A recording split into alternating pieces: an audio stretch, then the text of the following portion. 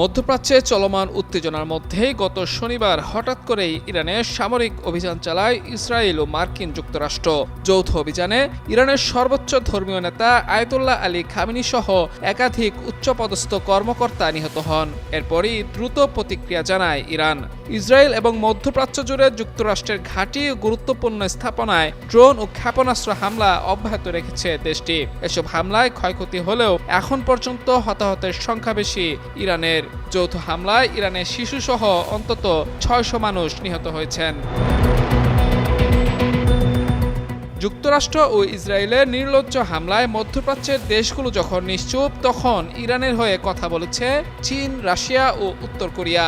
যৌথ হামলায় Ayatollah Ali Khamenei নিহতের ঘটনাকে নিন্দনীয় হত্যাকাণ্ড ও মানবিক নৈতিকতা এবং আন্তর্জাতিক আইনের সমস্ত নিয়ম লঙ্ঘন বলে উল্লেখ করেছেন রাশিয়ার প্রেসিডেন্ট ভ্লাদিমির পুতিন। ইরানের প্রেসিডেন্ট মাসুদ পেজেশকিয়ানের কাছে পাঠানো এক শোকবার্তায় তিনি একথা বলেন।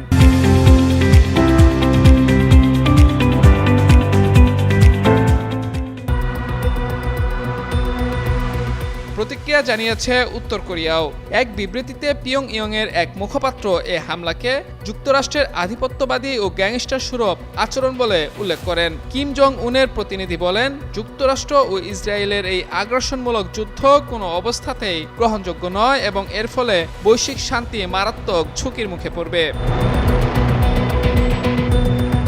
এছাড়া চীনা পররাষ্ট্র মন্ত্রণালয়ের এক বিবৃতিতে বলা হয়েছে, ইরানের জাতীয় সার্বভৌমত্ব, নিরাপত্তা এবং আঞ্চলিক অখণ্ডতাকে সম্মান করা উচিত। বেইজিং সব পক্ষকে উত্তেজনা এড়াতে এবং পুনরায় সংলাপ শুরু করার আহ্বান জানাচ্ছে।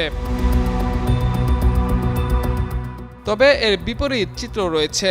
যুক্তরাজ্য, জার্মানি, ফ্রান্স, কানাডা, জাপান, মিশর, জর্ডান, অস্ট্রেলিয়া, কানাডা এবং ইউরোপীয় ইউনিয়নের বেশিরভাগ দেশ ইসরায়েলের আত্মরক্ষার অধিকারকে স্বীকৃতি দিয়ে ইরানের সাম্প্রতিক হামলার নিন্দা জানিয়েছে।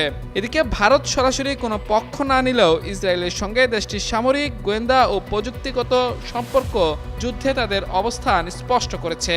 কয়েকদিন আগেই ভারতের প্রধানমন্ত্রী নরেন্দ্র মোদী ইসরায়েল সফর করেছেন। সেখানে তিনি ইসরায়েলকে নিজেদের পিতৃভূমি হিসেবে পরিচয় দেন। এদিকে আনুষ্ঠানিকভাবে ইরানে ইসরায়েলি হামলার নিন্দা জানিয়েছে বাংলাদেশ।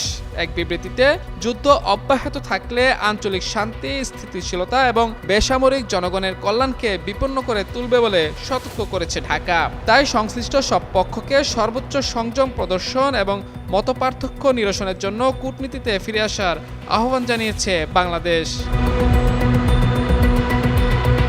মাহমুদুর রহমান, যুগান্তর নিউজ।